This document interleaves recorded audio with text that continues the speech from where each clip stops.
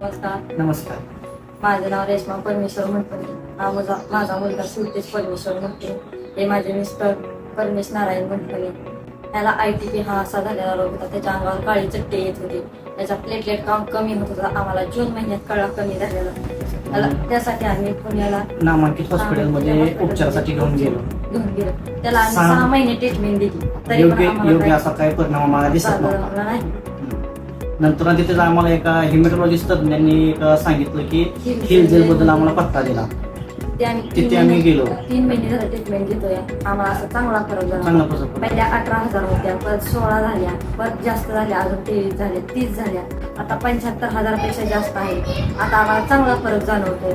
म्हणजे असं कडकड करत होता, आता शांत आलेला आहे. चट्टी आता याची बंद झालेली.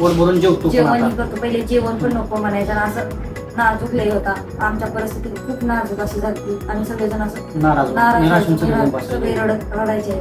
हा मुलगा माझा एकच आहे, त्यामुळे सगळेजण असे नाराज व्हायचे.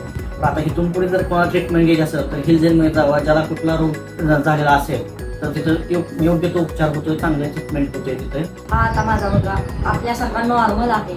त्यामुळे आता कुणालाही ITP हा असा झाला असेल तर तुम्ही हिल जेलला अवश्य एकदा भेट देऊ शकता. Online consultation is also available.